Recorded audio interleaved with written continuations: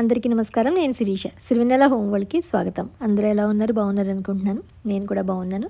ముందుగా అందరికీ మకర సంక్రాంతి శుభాకాంక్షలు. మనకి మకర సంక్రాంతి అందరూ చక్కగా బాగా జరుపుకుంటారు. అంటే 3 రోజుల పండగ మనకి. భోగి, సంక్రాంతి, కనుమ. మా చిన్నప్పుడైతే ముక్కనుమ కూడా అనేవాళ్ళం మేము. అంటే స్కూల్కి సెలవులు ఇచ్చేవారు కదా అని చెప్పని కనుమ, ముక్కనుమ అంటూ ఉండేవాళ్ళము. భోగి నాడైతే భోగభాగ్యాలతో ఉండాలని, ఖచ్చితంగా కొత్త బట్టలు అయితే కట్టుకోవాలి. ఎవరైతే కొత్త బట్టలు కట్టుకుంటారో, మామూలుగా చిన్నప్పుడైతే సంక్రాంతికి మాత్రమే అనుకునేవాళ్ళం. కానీ మా అమ్మమ్మ గారు చెప్పేవారు, భోగి నాడు ఎవరైతే కట్టుకుంటారో కొత్త బట్టలు వాళ్ళు భోగభాగ్యాలతో ఉంటారు, దేనికి లోటు ఉండదు. అందుకని చిన్నతో పెద్ద అయినా భోగి కట్టుకోవాలి అని అనుకునేవారు. పెద్ద పండగకి ఎలాగో మంచి బట్టలు కొనుక్కునేవాళ్ళం కాబట్టి దానికి కట్టుకుంటాము. కనుమకలు ఉన్నా లేకపోయినా పర్వాలేదని. నాకైతే చీరలు, డ్రెస్సులు ఉన్నాయి.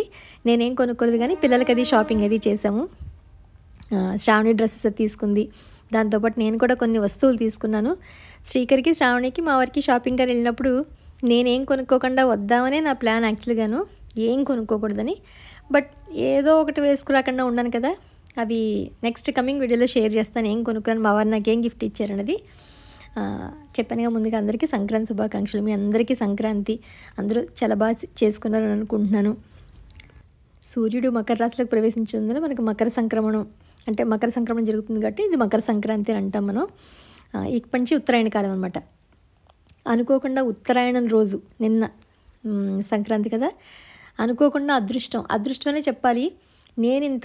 నేను కానీ మా అమ్మగారు కానీ మా జీవితంలో ఇంతవరకు ఇలాంటి అదృష్టం ఎప్పుడు, అంటే ఇంతటి ఆనందాన్ని ఎప్పుడు కళ్ళతో చూసిందే లేదనిపించింది. అంతటి ఆనందం మాటల్లో చెప్పలేనంత ఆనందం. మీరు కూడా చూసారో లేదో నాకు తెలియదు, కానీ వీడియోలో నేను దేని గురించి చెప్తున్నానో మాత్రం మీకు ఖచ్చితంగా అర్థమవుతుంది.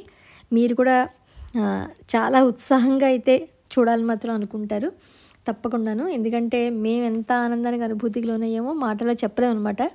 నిన్న బ్లెస్డ్ డే అంటాను చూసారా, మనకి అలా అనిపించింది. మా వారు ప్లాన్ చేసింది ఒక బ్లెస్డ్ డే, అంతే, ఒక డివోషనల్ బ్లెస్డ్ డే అని చెప్పుకోవాలి. మా అమ్మగారు కూడా చాలా హ్యాపీ అయ్యారు. సంక్రాంతికి అమ్మని, అన్నయ్యని మా ఇంటికి పిలిచారన్నమాట. ఎప్పుడు అక్కడికి వెళ్తూ ఉంటాం కదా అని ఇక్కడికి ఈసారి రమ్మన్నాము. అన్నయ్య వచ్చాడు, అమ్మ వచ్చారు కాబట్టి ఏదో ఒక దానికి బయటికి, ఏదో ఒక గుడికో అక్కడికో ఇక్కడికి, రాష్ట్రపతి భవన్కో రోజు. మూవీస్ చెప్పాను కదా ఆల్రెడీ. గేమ్ చేంజర్ అయిపోయింది, డాకు మహారాజ్ అయిపోయింది. ఇంకా సంక్రాంతికి వస్తున్న ఒకటి చూడాలి. ఎలా ఉందో ఫీడ్బ్యాక్ చెప్పండి. ఆ ఒక్క మూవీ చూసేస్తే అమ్మయ్య సంక్రాంతికి మూవీస్ అయిపోతాయి. ఏవైతే మనకి హిట్ లిస్ట్లో ఉన్నాయో, అంటే కొంచెం పెద్ద సినిమాలు కాబట్టి ఆబ్వియస్లీ చూడడానికి ఇష్టపడతాం. ఇంకా మనకి సంక్రాంతి అంటే అంతకన్నా ఏముంటుంది చెప్పాను కదా మీకు. హైదరాబాద్లో ఉన్న వాళ్ళకైతే మూవీస్, ఎక్కడికైనా ప్లేసెస్ విజిట్ చేసాం అంతే. ఊళ్ళో అంటే ఆ సందడి, ఆ ఆనందమే వేరంతే. ఇంకా అంటే ఇక్కడ ఎవరింట్లో వాళ్ళమే ఉన్నట్టు ఉంటామో, అక్కడ ఏంటంటే ఊరంతా ఒక చోట ఉన్నట్టుగా ఉంటుంది, అంతే తేడా. అది చక్కగా అందరం కలుస్తాము, కొత్త బట్టలు వేసుకుని ఒకళ్ళ ఇంటికి ఒకళ్ళు, లేకపోతే ఏదో ఒకటి కలవడము, చుట్టాలందరూ కలవడం, అలా ఆనందంగా అనిపిస్తుంది. ఇక్కడ ఏంటంటే మన ఇంట్లో మనమే వండుకు తినడం, సినిమాలు చూడడం, ఏదో కాలక్షేపం చేసుకోవడం అంతే అంటే అనిపిస్తుంది. అఫ్కోర్స్ ముగ్గులు పెట్టుకుంటాం కాబట్టి మంచిగా టైంపాస్ అవుతాయి ముగ్గులు అయితేను. నేను కూడా సంక్రాంతికి చిన్న చిన్న భోగి కుండలు, కలువ పువ్వులు, చెరుగ్గడలు అన్నట్టుగా సింబాలిక్గా ఒక ముగ్గు పెట్టాను. మొన్న పెట్టాను అది. నిన్న వీడియో అప్లోడ్ చేయడం అనేది కాబట్టి సరే ఈరోజు వేచేద్దాం. ఈరోజు యాక్చువల్గా రథం ముగ్గు పెట్టి లాగుతాం కదా, అది ఇంకొంచెం లేట్గా వస్తుంది, మీకు ఫ్రైడే వీడియోలో వస్తుంది. ఎందుకంటే కొంచెం ఓల్డ్ వీడియో ఇవాళ పోస్ట్ చేయడం అవుతుంది కాబట్టి కొంచెం నెక్స్ట్ కమింగ్ వీడియోలో వస్తుంది. రథం ముగ్గు ఎలా పెట్టాను ఏంటంది, అది కూడా మీకు తప్పకుండా నచ్చుతుంది చూస్తే. మా కాలనీలో అనుకోకుండా ఒక అరుదైన అవకాశం వచ్చింది. మా కాలనీలో కూడా చాలామంది ముగ్గులు కాంపిటీషన్ పెడితే పార్టిసిపేట్ చేశారనమాట. సో అందులో నా పాత్ర ఏంటి అనేది మీకు కమింగ్ షార్ట్లో షేర్ చేస్తాను. ఎందుకంటే ఒక చిన్న షార్ట్ కింద తీసాను, ఎలా ఉన్నాయి ముగ్గులు ఏంటన్నది కూడా మీరు ఆ షార్ట్లో చూద్దరు, కానీ అప్లోడ్ చేస్తాను తప్పకుండాను. అన్నట్టు మూవీస్ అని చెప్పాను కదా, గేమ్ చేంజరు బాగానే ఉంది, డాకు మహారాజ్ కూడా బాగుంది. అఫ్కోర్స్ జై బాలయ్య అంటాం కదా మన సినిమా హాల్లోనూ. అలా ఇంకా ఈ మధ్య ఇదివరకు అంటే అది తెలిసేది, కానీ ఇప్పుడైతే బాలయ్య ఫ్యాన్స్ అయిపోయినట్టుగా అనిపించింది. మాట్లాడితే జై బాలయ్య అని అనిపిస్తుంది. ఎందుకంటే ఎప్పుడైతే అన్స్టాపబుల్ షో చూసామో అప్పటి నుంచి బాలయ్యకి అయితే ఫ్యాన్స్ అయిపోయినట్టుగా ఉన్నాం మేము. అంత బాగా హోస్ట్ చేస్తున్నారు అసలు. అంటే జనరల్గా అవే ఫాలో అవుతూ ఉంటాం కాబట్టి మీకు కూడా సరదాగా నా ఫీడ్బ్యాక్ని షేర్ చేద్దామని అనిపించింది. మీరు కూడా సంక్రాంతికి పెట్టుకున్న ముగ్గులు ఏమైనా ఉంటే కనుక నాకు తప్పకుండా ఇన్స్టాగ్రామ్లో పెట్టండి, నేను చూస్తాను మీ అందరు ముగ్గులను. కుదిరితే నా ఛానల్లో కూడా అప్లోడ్ చేస్తాను. ఎందుకంటే నాకు ముగ్గులంటే ఇష్టం, నాతో పాటు చాలామంది పెట్టుకుంటూ మీ ముగ్గులు చూసి పెట్టుకుంటూ ఉంటాం అక్క అంటారు కదా. అందుకని సరదాగా మీ ముగ్గులు కూడా నాకు చూడాలనిపిస్తుంది.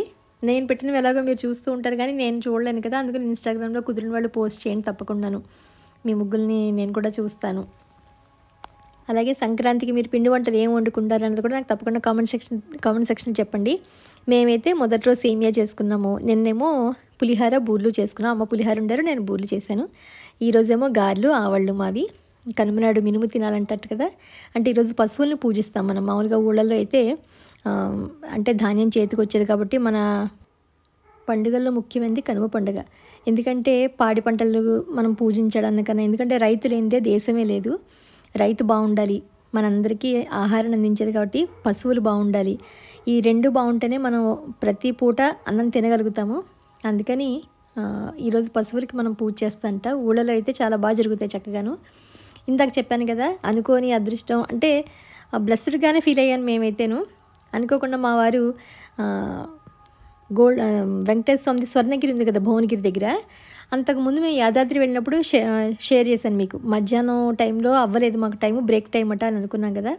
నిన్న పెద్ద పండగ కదా వెళ్దామని చెప్పి మా వారు అనుకుని మధ్యాహ్నం భోజనం అంటే 4:30 కల్లా కాసేపు రెస్ట్ తీసుకున్నాక 4:30 కల్లా బయలుదేరాము. అప్పటికప్పుడు అంటే ప్లాన్ చేసుకుని ఒక 2-3 గంటల ముందు అంతేను. ఎందుకంటే చాలామంది చెప్పారు అసలు బంగారు వెంకటేశ్వర స్వామి ఎంత బాగుంటుందో చూడాలి అని చెప్పని. స్వామి ఎప్పుడు అనుగ్రహిస్తే అప్పుడే మనం వెళ్ళగలం అనుకుంటాం కానీ అంత వెళ్ళిపోలేము. ఇంతకుముందు యాదాద్రి వెళ్ళినప్పుడు ఏంటో ఇక్కడికి వెళ్ళాం, చూడడానికి అవ్వలేదు. నిన్న మా వారు అనుకోకుండా మధ్యాహ్నం వెళ్దామా అని అన్నారు. సరే సెలవులే కదా, ఖాళీగానే ఉన్నాం కదా, వెళ్దామని అనుకున్నాం. అసలు ఎంత కనుల పండుగగా ఉందంటే నా భూతో నా భవిష్యత్ అంతే, ఇంకొక మాట లేదు. ఎందుకు ఇలా అంటే మొన్న ముక్కోటి ఏకాదశికి వైకుంఠ అదే ఉత్తర ద్వాదశనం శుక్రవారం మొన్న అయింది కదా, దానికోసం చేసిన ఏర్పాట్లు ఇంకా అక్కడ అలా ఉన్నాయి. నేను నా కళ్ళతో ఇంతవరకు ఎప్పుడు అలాంటి చూడలేదు. అంటే మామూలుగా పోస్టులు వస్తూ ఉంటాయి కదా, ఫుల్ పువ్వులతో డెకరేషన్ పళ్ళతోటి చేసినవన్నీ ఇన్స్టాగ్రామ్లోనో లేకపోతే ఎక్కడో ఒకటి ఫొటోస్ చూస్తాను తప్ప స్టేటస్లోనూ ఎక్కడి నుంచి వచ్చాయని తెలియదు. మన కళ్ళ ముందు మన కళ్ళతో మనం చూస్తే ఆనందం ఎలా ఉంటుంది అనేది నిన్న చూసాం మేము. అసలు దీపాల కాంతితోటి అంటే ఇప్పుడు మొక్కుట ఏకాదశికి చాలా పెద్దది, అంటే అంతమంది జనం వచ్చారు కాబట్టి మొత్తం అంతా మార్చేశారు. అసలు నిన్న ఇసుకేస్తే రాలని జనం తిరుపతికి మించిపోయినట్టుగా ఉంది. అసలు నేను ఇంకా తీయలేదు సరిగ్గా వీడియో.